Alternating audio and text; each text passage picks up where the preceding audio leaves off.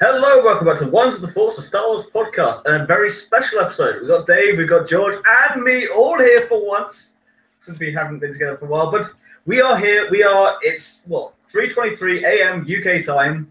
For those of you who are listening, yes, we stayed up. Well, some of us stayed up.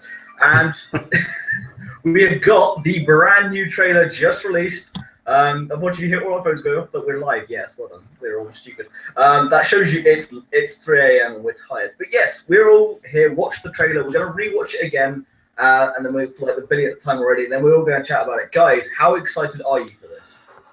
Well, as I say, I already watched it like a couple of times through once it went live, and now get to watch it again just for this viewing pleasure. So I think if we go through it, we'll give it a watch and everyone see our little faces light up as we watch it again, even when the porgs come on, George. And then we'll talk about it after that. And George, looking, if you're on the audio version, George is looking superb in his Poe Dameron Black Series helmet. It finally arrived, 6 weeks after Force Friday. I've already spent too much money this month, and guess what happens? This comes online earlier than I anticipated. Then guess what happens? They say traders, the tickets go on sale the next day. So thank you, Lucasfilm, for another poor month. Thumbs up. He is looking rather resplendent for those of you who cannot see. For those of you who can, enjoy his polished helmet. And now, we shall watch the trailer. Guys, I will count you in, and people at home, if you're listening to this on the audio, we have put it to 2:34 at the end, so we're going to hit the replay button. For those of you who are watching this video, you can queue it up so you can watch it along with us and watch our little faces light up. I will count you in, as we did for our Rogue One viewing. So, gentlemen, in 3, 2, 1, button. Oh, that hangar shot looks so cool. Oh, they just look incredible. They do, and it's it's everything. Now, snowtroopers.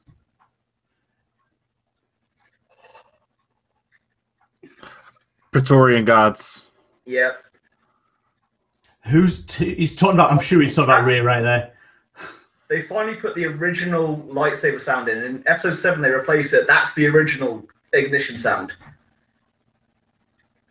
That music, though.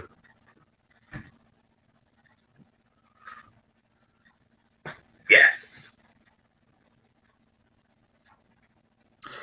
I've got a picture there. That's incredible. That's awesome. The groundbreaking is superb. Luke talking!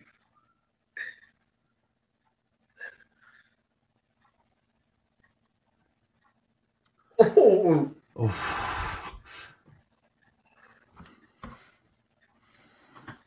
I love this thing on his scar. The back to patch, yeah. Yeah. The TIE silencer looks so cool.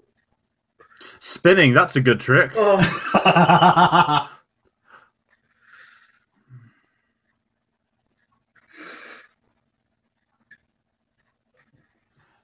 They're totally sure that as he's going to shoot his mum out of the sky, but that's no way that'll be the way it ends.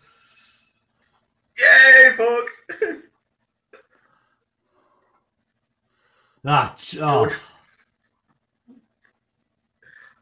Oh, that shot's what so a cool. shot that is.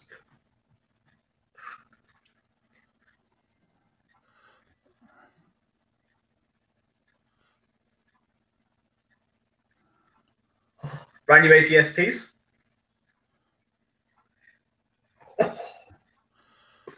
Shot. Now, this is where it all gets intriguing. Yeah.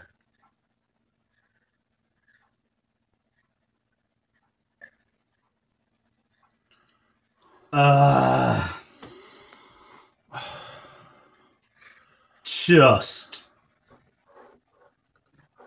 Now, can you tell we're a little bit excited? Yes, we run a Star Wars podcast, and yes, we have to be professional when we're talking about this and try and give you our honest opinions. But if our faces don't say it, and if you can't hear it on the audio version, then I'm sorry, you're not paying close enough attention. I mean, this is something that all three of us have been waiting for. I mean, we've all had commitments of late. It's been something we've been trying to avoid, but all of us being away, but we've come back. All three of us are here, and at 3 a.m. it's so worth it, even seeing these guys' faces all that time in the morning. So, this trailer, where to start? I mean, before we delve into each individual scene and break it down, first off, overall reactions. Dave, we'll go straight to you first. I mean, just overall chills. I mean, there's so much in this trailer to be viewed and looked at, but as we all know, trailers lie to us. The edits in this, I know Rian Johnson tweeted out the other day saying, look, if you want to go in cold, then don't watch this trailer, but it's a good trailer, and he's absolutely spot on. This is a perfect trailer. This sells me this film in 2.5 minutes without any problem. Loads of action beats, loads of moments where, yes, there's Luke and there's Rey and there's Kylo and there's Snoke, but we have no idea when those scenes actually show if they're in any way, shape, or form going to be the way we see them there. I mean, obviously the Snoke with Rey is very much obviously going to be there, but that Snoke talking at the beginning, is he talking to Kylo? Is he talking to Rey? It's just, yeah, I'm blown away by this trailer. It's so much more epic than the first trailer. The visuals are stunning. I'm just George. I don't know where to begin. Well, I do know where to begin. The first few shots just establish everything, but the main thing you got to think is people will start there saying, "Oh, look, it's just episode 5," and that 2.5 minutes is a massive middle finger to that opinion. I don't even know where to start or like what to do. All I could think of is, oh shit, Kylo Ren. Language. I can't help it. It's 3:30. I've got to be up in 3.5 hours to buy tickets for this film as well. Just the main thing is that final shot. Well, not final shot. The Kylo and Rey stuff. That's completely. I mean, you could cut that clip before, and you're still kind of intrigued and think this is going to be a bit different. But that just switches the entirety of the Star Wars franchise on its head. I've never looked into a Star Wars film not knowing, and that's something I never ever expected. Even from the first ever shot from the first ever Force Awakens trailer, you got Kylo Ren with his lightsaber.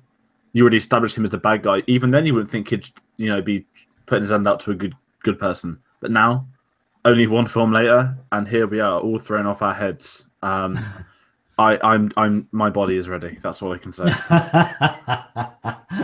Indeed. It's the best way for me to put it is I went into this trailer because we know I'm an NFL fan. I was watching the game. It wasn't a very good game to be honest, but I was watching the game going, right, waiting. Oh my god! And then that trailer. I think the best way to sum up for me is perfect as a trailer, as a tease for what is coming, for what we're going to see, without giving too much away. But at the same time, I mean, you didn't have to work very hard to sell me. We're massive Star Wars fans. We're going to see the film regardless. However, it just made me excited. It's with a lot of the troubles they've been having at the moment with directors and all the rest of it. No, it puts to bed so much. And as George said, it's a big middle finger for those who think it's just going to be episode 5 again. I mean, we're hoping that's not going to be the case, of course. We want them to go in a new direction in episode 4. So episode 7, which is like episode 4, that kind of needed to have a soft reboot kind of style to give the franchise a new lease of life, but a safe new lease of life, where this is taking a completely different direction. And so many cool little details like the back to patch and everything else.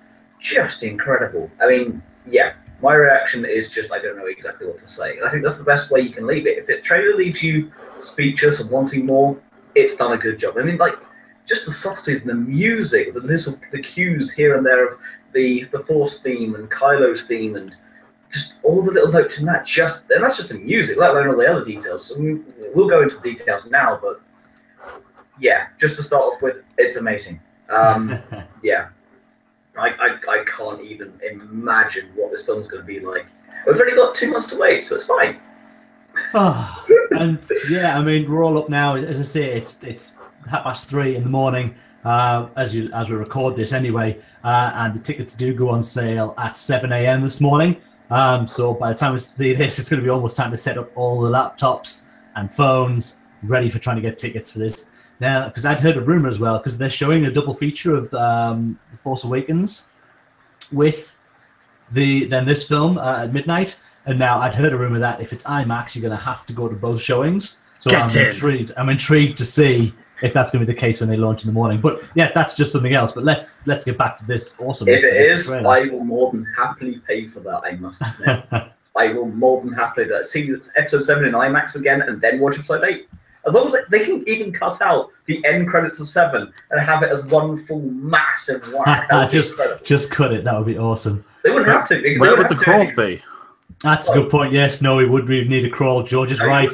I apologise, George. You wouldn't. That's the thing. Because 7, 8 pixels exactly where 7 You need a crawl. It's a massive film. It's the John Williams theme. No. George is right on this. I'll give him it. Movie point to George. One massive film, start to finish, 5 hours, done. That's all you need. But anyway, let's talk about the trailer. So, I was watching it live, so I managed to get a bunch of notes down whilst these guys were then watching it for the first time, whilst I was watching it for the second time.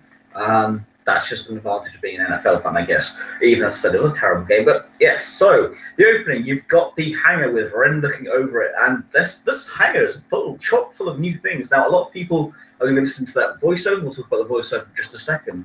But I'm interested to see what you guys think of that hangar, where you've got the brand new ATST, an actual AT-AT, not just the AT-M6s. The AT-M6s we've seen on Crate, but not in that hangar. I think this hangar's from a different point. It might be on Snoke's ship, it might be somewhere else.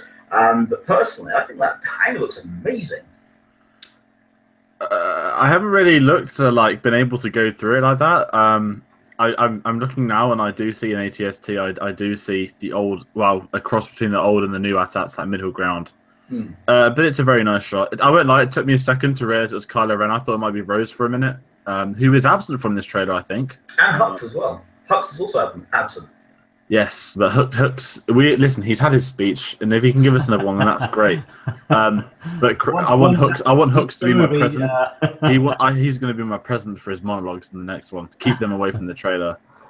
I mean, could you imagine if Hux had delivered Kylo Ren's speech? Not Kylo Ren, sorry. If Snoke's speech had been so much cooler. Yep, I can see that. And then we go on to obviously the shot of the new Gorilla Walker, the ATM-6s, and Kylo Ren shuttle as well, attacking Crate. I mean, that's an incredible shot. I mean, yes, it is kind of reminiscent of Hoth, but I think it's in a very different standing. Whereas this is not a hidden base, and I don't think this will be an evacuation. I think this is going to be a last stand more than anything. I think this is going to be the Resistance going, we are not running, we are not going anywhere. Whereas, of course, on Hoth, they had to run away because they were just a rebellion at that point. They weren't backed by anything. Also, you've got the smaller AT-ATs in this shot as well. Yes, you do. What I like is the fact that, the whole... And that shuttle does look ominous, by the way, just like that slow kind of crawling. Because those ATM-6s are obviously about to lock in. They look like about to stop, lock in, and fire. It just looks ominous and badass. I was more thinking the fact that we've seen them in a hangar. They've destroyed Circular Base, but not all their resources. Whereas the Resistance, I guess you could say, we know they've had to evacuate Takar from the last film. So who knows what this part? I think this will be the middle of the film, not like the Hoth scene. No, but I agree. Hoth was the first action scene in that film. Asteroid Field was second, and then obviously the fun on Bespin. I think this is going to be the middle act, not the climax. Or it could be the climax. I'm very interested to see what they do with this one. It could be. It could end up being the end of the film, which would be actually, I think, would be better than the start. I think that'd be nice to have that as an ending. But anyway, sorry, Dave. No, I was just saying. I mean, just looking at it visually as well. I love that the red sand underneath, obviously, all that the surface, and as they stomp into that, it's just a little visual thing with the dust coming up from the feet as they're crushing into that sand. Yeah. Just visually, this film is going to be an attack on the sense. I think it's going to be one you're going to have to watch in IMAX. You're going to have once the first time, and you see it, and you're just like that. Star Wars, and it's epic and brilliant. And then I think you'll probably go back and be able to watch it again and take so much more out of it. I'm really tired. Coffee's kicking in, but I'm so hyped for this right now. Oh, you're not the only one. And then of course we have the First Order Troopers going into somewhere on Crate now. The only reason we can identify as Crate again is the red dust. It could be somewhere else. Yeah, it could be. It looks like a giant inside of a tree.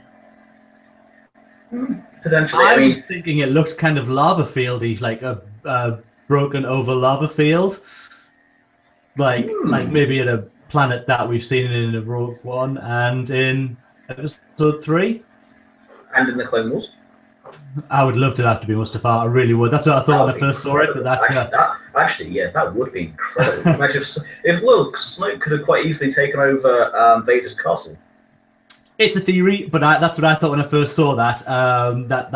That's molten lava all broken over and healed over. It even looks a bit smoky. So that's 3 different opinions already. Which is kind of cool that we all could have a different thought on exactly what that is, which is exactly why it's good with the 3 of us on here. Exactly. We've banished you from your own shows, all 3 of us again now. Yes, and then we go into Ren picking up his lightsaber with the Praetorian Guard in the background, which links in with the photos we've seen in is it Empire magazine? Any magazines have these pictures. Yeah. And then it also kind of goes back to the sizzle reel we had from Celebration. That behind the scenes with Ren versus what we now can probably safely assume are the Praetorian Guards in some sort of training. George, do you think Sorry, George. I was saying, do you think with him picking up that lightsaber that he's been disarmed in a battle? No. I personally think that he's just been given a new lightsaber because in the last film, everyone forgets the bit where Rey kind of I don't stabbed into it. Do you think it's destroyed? No, I don't think it's destroyed. Because I didn't see him pick it up when he on his final bit. But at the same time, we don't see him actually get off. True, but I don't know. That would be a nice bit to add in. But also, his helmet was definitely destroyed because he didn't take it off. He took it off and left it on, and obviously that planet imploded. So whether like Snoke just has like a load of like spare helmets and lightsabers for him. I've heard he has a big collection of the Black Series helmets. He just picks up another one off the box. He does an unboxing video partway through the film. It's all very good. Yeah. Oh dear. First order has Snoke. Yeah, indeed. I think it's like the same lightsaber, or it could be just a repaired lightsaber. But I think that's more of a training exercise. I don't think he's been disarmed. If it's been disarmed, it would have been a bit more scattered. That's too well placed to be disarmed. I reckon that's proper training. But again, we shall see. And then we go to Act O, which is with Rey, where she's handing over the lightsaber again. Something we saw at the end of Episode 7, and we've seen teased already. And then, of course, training, and they finally use the original activation sound. This is something I got a little bit annoyed at in Episode 7 with the lightsaber noises they had for Anakin / Luke / now Rey's lightsaber. They finally got it right. Yeah, I did notice that, to be fair. I quite liked the one with Finn. It felt more like, not modern, but there was something beautiful about when you heard it. It sounded crisper, but it is nice. They're doing a little throwback to the original here. So I wasn't too fussed with that one, but I'm very intrigued to see. Well, I'm not really too fussed. As long as it just sounds like a lightsaber, I couldn't care less. Just as long as it does what it's meant to do, then it's all good, people. That's me being a bit picky, I think. Dave? Yeah, I mean, this next few seconds of footage, we get shots of the obviously there's go back to the Force Awakens and the last shot of that, and then what I think is first thing that I'll pick out of that is the handing over of the lightsaber into Luke's metal hand. Yep. That is just a lovely shot. And he's shaking as well. Yeah, he looks uncomfortable to be taking that lightsaber back. I want him to know, how did you get this? And then he has to go to Maz's story and we find out how it actually got there. But that's a story for another time, apparently. Probably forced so that out of those next few clips, that's the shot that I take from that. I think that's an amazing shot. Seeing him hold that lightsaber again, that's a proper fanboy moment. Made me smile a lot. Indeed. Then you have the voiceover from Rey, and you have the shots of her training. And then, we've seen kind of those teas before in the little 3-second blips we've had in the past couple of days. So we'll kind of brush over that, going on to something that I really want to talk about, which is the Luke speech of, I've seen this raw strength once before. It didn't scare me enough then. It does now. Now, that's broken up with a couple of shots in between, but that's scary. That's Luke being properly scared and properly going, yeah, no, I do not want to train you. Here's my point on that. Is he talking to Rey, or is he talking to Ghost Yoda? Oh, you just blown my mind. Oh, don't do this in a 3. Because surely he wouldn't tell Rey that. Surely he wouldn't tell Rey that. I think he would, only because if you look at the way the other shots are put, with the ground breaking, him looking back over. But he's in a different place because there's a hole in the ground. I think he's getting counselling off Hayden Christensen. Ah, that would also be awesome. Ghost Vader would be amazing, but I don't think so. I think it's probably going to be Ghost Yoda or Ghost Obi-Wan, or maybe even Ghost Qui-Gon. Bring Liam Neeson back. I don't care who they bring back. As long as he's telling that to one of the Force ghosts, then I'm absolutely down with that. I do love the shot of Luke's shocked face as the ground cracks while she's just it looks like she's just meditating. From the look of it, you can see her. She looks like she's sitting on a rock when you look at the screen grab. So it looks like she's just meditating, and the ground breaks, and Luke's what's going on face is exceptional. His face there is just the representation of our faces watching it. I was going to say it was his face was when he found out that Felicity Jones was more expensive for an autograph than him.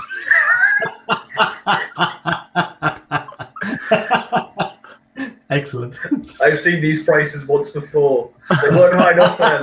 They are now. She was at New York Comic Con and she was $200 again. I know. Yeah, I saw. That would never die. That meme. It's not even a meme. It's just our own visual. But then we get sort of like Terminator Luke, like ripping his hand out of the wood at I presume his old Jedi temple. Now you see, I have a new theory, and we'll come to that right at the end of this. But yes, that hand coming out does look very Terminator-esque and so cool. Yeah, it does. And R2's there. Yeah, are you thinking also like another one of these Force backs where we're going to see what happened as he was training the Jedi, and this is the final part of that where everything was burning to the ground? Yeah, this is the day James Cameron got to guest direct. I think that's going to be. I think that shot of the temple. It looks obviously that must be the temple burning. It's the same shot from episode 7 trailer. Yeah. So it looks so like that's going to be. I mean, they do use the same bit from episode 7 with Luke falling to his knees and R2 next to him. That is exactly the same. They just nicked that bit, but the hand bit is new. I know that. Yeah, I knew that. And then we get onto something that's very, very cool indeed, which is you have Ren smashing up, again, another helmet, I think. If you go back to the teaser trailer, which, come on, really is the first trailer, of the smashed helmet on the floor, I think that's going to link in there with him smashing a helmet. And you got the Bacta strip on his face, again, kind of showing what we already know from books and canon, all the rest of it with a bit of healing. And then you have the voiceover of "Let the past die, kill it if you have to." And of course, the TIE silencer, which looks incredible, versus what we can safely assume is the Resistance fleet. And Leia. Now, of course, this is going to be a very difficult film for all of us. Of course, with Carrie Fisher's passing, not knowing what happens to her in the film, we can't speculate yet of what she would have done or could have done it in episode 9, where potentially her ending will be. So seeing her in this trailer again is emotional. At the same time, you've got to kind of take that out of it and just watch the trailer for the new story that's being told. And yeah, Ren versus Leia. Can he do it? That's an interesting question. If that is what indeed was happening, of course, we all know what tricky editing is like. It could be made to look like that's the case. It could not be that completely. Leia could be somewhere else completely, and it could be a different part of the film. I think if we're going to see them move from the old planet to crates, this could be that. Because they know the location of their planet, so why wouldn't they send the First Order there? He's wearing his Bacta strip, so he's clearly just in healing mode. So it's obviously more instant after the film rather than some of the other scenes we've seen. But I think it's because of everything that's happened. This sounds absolutely horrendous. Obviously, they always said she's in episode 9. And if they are doing a twist where she dies in 8, I don't know what I would think. I think she will make it to episode 9 in the sense of the story, But do you see where I'm coming from? No, I know what you mean. It's gonna be. I really hope they haven't, because I think that would be tasteless. Yeah. But I don't know where I stand. But I love the fact they've gone, because I thought episode 9 was going to be more about Kylo and Leia, but I think this is Leia getting in Kylo's head when he's about to pull the trigger, and I think he knows his mom's there. I must admit, before we get on to more of the storyline, I have to say the interior of that TIE silencer, just the props department, I have to give massive props to them just because of what they've done. The interior of that ship, again, what they started in 7 and what they did in Rogue One and what they're doing now with the trying to make things as live action as possible without CG.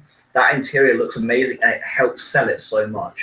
That's just a little point for me. I mean, we'll continue discussing now, but I just love those little details. Yeah, I just want to go back to what you just said as well, there, George, as well, that they're playing out in this trailer that this is literally him attacking the fleet. Obviously, you can see him blowing up massive ships, and they're playing in, obviously, that Leia's on one of these ships and whether he can blow up a ship with his mum on. They've both got that welled-up tear look in their eye in the shots from the trailer, these quick quick cuts.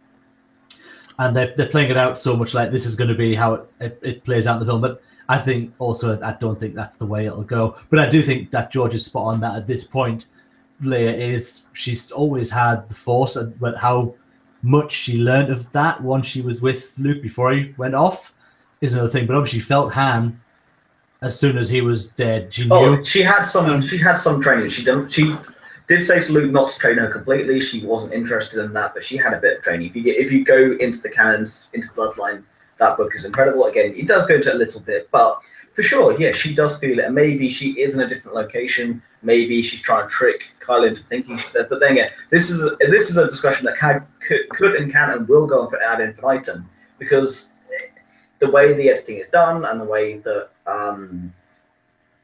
of how much story is left to tell, of course. I mean, we literally get him on the viewfinder. It's at about 1 minute 21. You see the Mon Calamari ship. The Mon Calamari ship, and he's aiming at the bridge. Oh, the bridge. Thank you very much. I was going to go with the bit they drive from, and I'm literally so tired. But you see it flip from that screen to him resting over the button, and then that shot with him tears in his eyes, and I just they sell this so well this Christmas. So next, if we're going to move on, just in a second, yeah, we'll get to that. We get this flying through now. Again, I don't know where this is. It's the Millennium Falcon being followed by 2 TIE fighters going through red crystals. So I can only think this is on. Is this one Crate? Is it the red? Act 2, I reckon. I'm terrible with these locations. Yeah. But yeah, so that, because obviously we've seen the Millennium Falcon in the bright sunshine as well, like the bright blue sky. So I'm guessing that is this is another trench run sort of through the asteroids, sort of homage. It's going on there, but it's another stunning location. It looks incredible. Indeed, George. I am very intrigued by this because it's this crate. I think it is, and we already know it's like a mineral planet. They've said that, so I think it's really cool. It feels original and new to a Star Wars sort of planet as well. Like, have we ever really seen them like flying through crystal?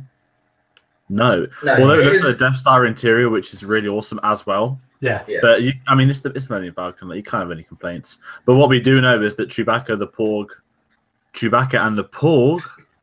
No mention of Rey, no image of Rey are on crates at this point. No. Can I just take, if you guys can, I don't know if you can go to about 1 minute 31 on the trailer. Now, Chewbacca's eyes in The Force Awakens are the only thing that drew me away because he didn't have Peter Mayhew's big blue eyes. Do you think they're CG eyes? They look remarkably not real. No, those aren't CG. Those are I can't remember the name of the guy. George, whatever you're doing, please stop. Why? What can you? Yes. I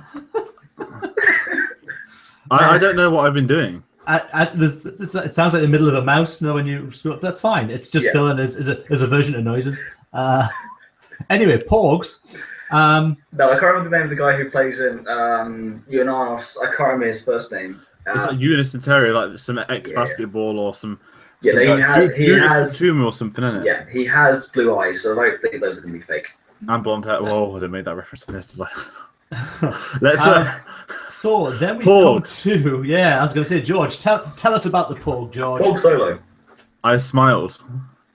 It's like that scene in The Grinch where he's like, "I do have a heart," and like, this isn't the level of Porg where I'm going to go out and spend 50 quid on one. But now at least I can say I smiled once in the trailer, so it justifies my 2 Pop Funkos I have so far of them.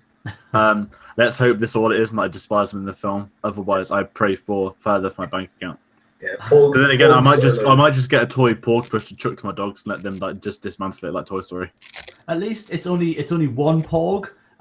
So I mean, it's only one that's come off the island. It's like the dashboard like nodding thing. Like that's what the Porg is. It's just like a decoration now. It's Porg Solo. And then it's doing that little. Then obviously we go to awesome space battles. Poe, Poe's looking awesome, and then that shot of that X-wing with what looks like a massive engine at the back as well, right in the center, doing the 4 normal engines, and Poe in his helmet looking as awesome as George does, almost. Do you want me to put the visor down? I think you have to if we're talking about action scenes. Visor down is definitely a preference. Except it like reflects the screen, and it suddenly I become yellow. It's like I pretend it's Darth Vader. It's more your Simpsons character now, George. But now so they look awesome and epic, and I don't know if that's the same battle that we saw with Kylo Ren blowing stuff up. But then we come to it's actually one of my favorite shots in the trailer, and that's Finn versus Phasma. If you watch it again, she gets her little pike out, and it like comes out like a lightsaber. It goes, it's just, it's beautiful. The shine, the polish from that, like for her costume upgrade for this film as well, it's just remarkable. And here we have Finn. Finn is reunited with FN2199's. No, but is it a First Order Executioner Axe? I think he's holding in his hands. Yeah, he's got. It looks like he's got that weapon that he was. He's got. Yeah, he's got FN2199s. May he rest in peace. Bless traitors. No, it's definitely that. It's definitely that weapon. Yeah, it is. It is. It's beautiful. I can't fucking wait. I'm sorry, I swore. Oh, that's a bad one. I can't help it. No. This is 4 a.m. This is Star Wars. This is how I am. I can't change things. I'm reining it in, but yes, I have to agree. It's that shot for me is probably my second favorite. We'll get on to my favorite in just a little bit, but oh my god, that I just hoping that that's after Phasma is badass and that fight is badass, just to redeem Phasma from episode 7, which is a bit like a wet blanket and Ray didn't fight back. Even the Captain Phasma comic, like I read the first 2 issues, and 1 was really average and 2 was just awful. This is meant to make me want to like her more, and like I like her more because of this shot in the trailer, not the comics. Yeah. I think the book is a bit more towards that. I mean, the comics aren't great. It's like, oh look, we're gonna find out how she survived. It's like, oh, she did it in 4 minutes. She just kept running. She kept running. And it's like, sorry, Forrest Gump. Yeah, pretty much. But we'll ignore that and just go into more badass film scenes. And then you go to the First Order hangar, the other side of that shot. Now, I don't think that's going to be literally the exact same scene as we get from the opening. However, when you have First Order AT-ATs, First Order AT-STs, when you have the Mega Cannon 6s all hanging up in there, and I think even at the start, actually, I think you see turbo tanks. If you look very carefully in that very first shot, I will look in just a second just to confirm my theory on that one. But again, that opening, that shot there of just the First Order in what's left of it, but its entirety, just ready to go to war, it looks incredible. Oh, they do. They're beautiful. They're the Empire on like steroids. These guys, I just adore them. I mean, people don't like them. I understand why, but the First Order are just they're getting things right, and Supreme Leader Snoke is the reason why. Yeah, and after that, I mean, we get the wolves running towards. I thought it was like an ice dog. I don't know what they are, but they look absolutely amazing. Yeah. I'm just going back as of just having a quick look. It does actually look like we have some sort of turbo tank. I mean, you can't quite see it clearly, but along with the ATM-6s, the AT-ATs, the AT-STs, and everything else, it does look like we have a brand new type of turbo tank. That would be cool. That would be kind of cool. Sorry. Anyway. Oh yeah, no, just saying. So it looks like it's some kind of base because it looks like the front door of Jabba's palace closing. The big CG version, not the little door from the original Return of the Jedi. But it looks like that coming down, locking themselves in. If those ice wolves are running towards that as well. Maybe Dave Filoni did get to direct some of this. And then we come to an awesome thing, is this shot of Rey, one underwater, pulling herself out of the water and having Luke stare over her as she gets out. Do you think this is her trial? I think so. I didn't actually think of that. Oh, you ruined it. Oh no! Spoiler alert! Sorry. I don't know. I just want more. I want the film. Yeah, but it could be because he's all in black. He's in his snazzy black outfit in this scene as well. Like the darkest. Like he's got like 3 costumes in this film. I think I've noticed so far. But I mean, in Skellig, the one thing you went out to do is go in the caves, and this is probably a studio, not a cave, but it just adds to the mystery as well. But I hope it's. I mean, this is the first ever Jedi Temple as well. That's one thing you've got to take into consideration. Oh, we did actually miss over the fact you got Rey looking at the book. Again, there's something that's going to be very interesting to see if maybe Luke denies her training and then sees. Maybe it's her kind of going behind his back to see what she can learn. Maybe he then goes, okay, maybe you do need some training because obviously you're going to want to learn. You've got to do it correctly. I mean, again, at the moment, just theory, but I'd like to see her be a bit rebellious. Oh my god, Death Troopers! What? Wait, what? 1 minute 55. Okay, now this is something. Of course, we're trying to do this as organically as possible, as live as possible.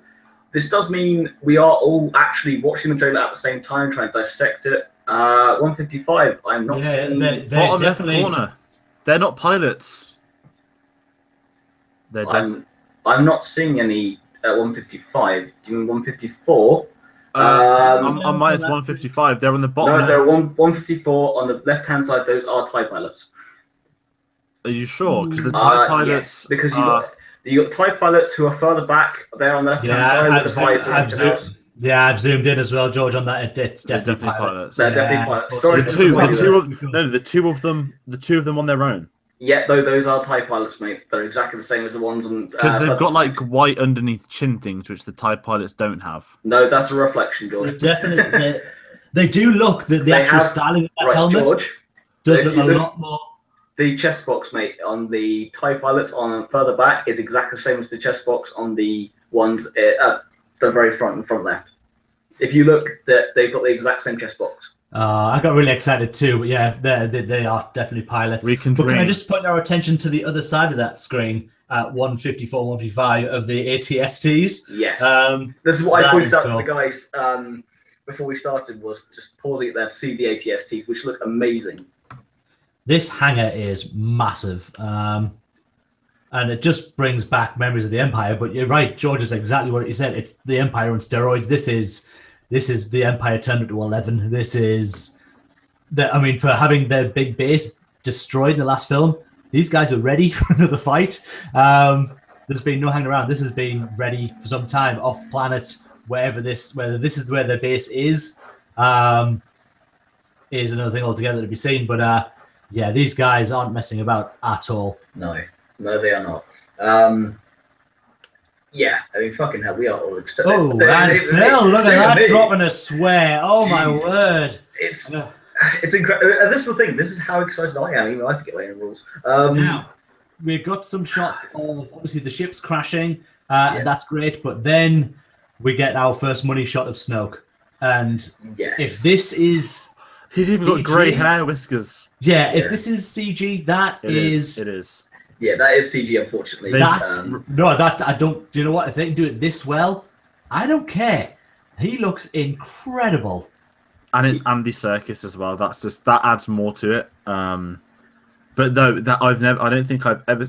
I mean, with motion capture, when you think of it's done. He's done Planet of the Apes, not Andy Serkis, but in general, you don't ever think of them doing motion capture to humans. Like you can think of Harvey Dent in Batman, where he's been Two-Face, and that was like the early origins. That was just more motion dots to track stuff. This is a fully rendered. I know he's an alien, but he's basically a human. It's a fully rendered like human face, and that is scarily good. I mean, you can zoom in. So I mean, just zoom in the screen literally on about. I'm at 1 minute 59, and there's life in those eyes, and that's what scares me. Always in CG, you can always pick out behind the eyes a little bit that something's not quite right. Indeed, but no.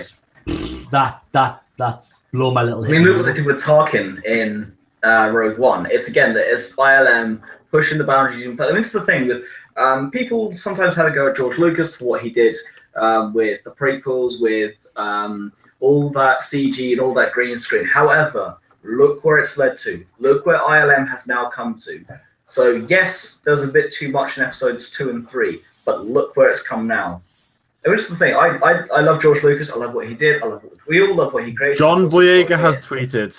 Oh, what's he said? Boyega has tweeted. Breaking news. Oh my god, my Twitter did not just refresh on that. John Boyega has tweeted, if you've ever had a crappy boss... Hold on. Let me just get the second part of that tweet. If you've ever had a crappy boss, ... you'll want to see this fight. Oh, nice. That's... And he's also tweeted Grendon Chris saying, I guess they know we fight now.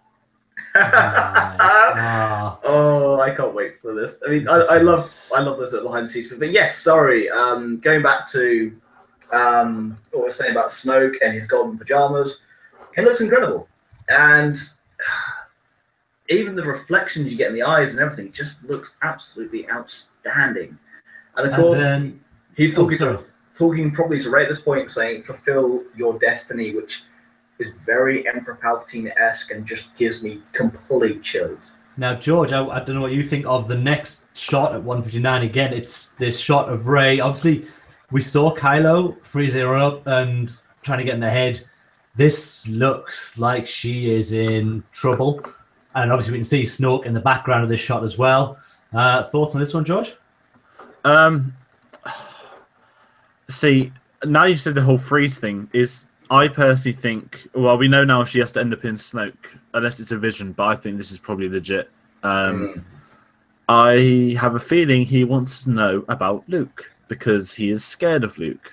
That's what we have known. Luke is the chosen one. And I think he wants to try and get out of her what he can. Very intrigued, because it's what follows this, which opens up the potential drama, and I have a theory, but I'm going to wait till we discuss it. Yeah, it's the Force torture now. That's these explorations of the Force that we saw in Episode 7, that we're now seeing more of in Episode 8. That's different to what we saw in 1 to 6. This ability to be able to hold someone, and I mean, we've seen kind of the Force torture before with Vader, but it's more about just choking them. Whereas this is full on getting inside their mind, their body, and just almost tearing them apart. It's brutal. And it's something that we haven't seen before in the Force. It's something that we saw Kylo do, holding Rey and holding Poe. But this, I think, is probably the next level. This is what the ability can be and what it should be. Kylo's is probably a little less refined, hence the whole bring him to me, let me continue his training. This is Snoke going, I'm holding back, because of course, eventually every Sith apprentice turns around and kills their master. And every master knows this, and they do hide things from them until the last possible moment. Maybe this is just the next step of that power. Either way, that visual looks incredible. Just her, like in terms of a film perspective, and just a shot, that shot looks incredible. The way that she's being held, and the way that obviously it's wire work and wind machines or whatever it is, but it just looks stunning, visually stunning. And one thing you can really tell from this as well is how in control Snoke is. He's got a Praetorian guard off to the side who looks like he's just chilled out, knows there's nothing going on here. He doesn't even look like he's in an action pose. He's just kind of leaning on his little pike, like, yeah, I'm just over here if you need us, boss. But yes, I mean it's just there's so much to kind of look into. Then we know so little from 2.5 minutes. We've already talked for nearly an hour on. And it's now we're getting to the closing moments of the trailer, and I think this is probably where a lot of intrigue is going to come in. I think this is also where our opinions are about to divide, I must admit. Because George, I'll let you go first. I reckon your theory and mine are going to be very different here. Right. Ray? Yeah, go over the scene. Yeah, just if you want to just. In wrestling, we call this the double switch, where someone will go from face to heel, and someone will go from heel to face. My theory, when he, not like episode 6, but like episode 6, Snoke is going to see, she's going to befriend him, he's going to take her to Snoke, blah, blah, blah. I don't care about that part. What I care about is this. Snoke is going to bin Kylo Ren and try and take Rey. As in, he's going to, I don't know if he will turn her, but I think their allegiances will switch. Maybe temporarily at the end of this film, or at least something. But this is going to be the biggest drama, but they are standing in flames. Unless he is the test in Luke's cave. Oh, now, I like that too. Now, this is where I thought would happen. Our opinions here are slightly different. Now, because the way the next shot is with Ren and him holding his hand, we will get to properly discuss that in a second. But the way the shot looks, I think it looks a little too differently, and I think that I think it's edited to look like that to make people think this, to make it a talking point. But I personally think that. No, I personally think this is Rey talking to Luke and trying to persuade her to train him to train her. Now, maybe he says yes, maybe he says no, depending on where this is in the film. I'm not going to speculate too much, but I reckon that's what the actual conversation is. I reckon this is in the cave with the book. Considering the lighting, considering that when you see the flip side of this, of Ren, there is actual literal fire falling with burning bits. Maybe that's Ren and Luke having a conversation. That would be something interesting. See if that's Ren coming back to the light. I mean, I must admit, George, I would 100% love to see Rey go to the dark side, Ren come back. Oh, it won't. She's Disney's marketing child for the next generation of young girls. By the end of the trilogy, then you can have 9 be the redemption film for Rey. Have Rey and Ren. Could Rey kill Luke? Her padre. That would be incredible. What if Snoke's her father? Oh, your Snoke theory sucks. Your Snoke theory is invalid. Either way, of course, it's divided opinions. That's what trailers do. They're there for talking points before we see the film.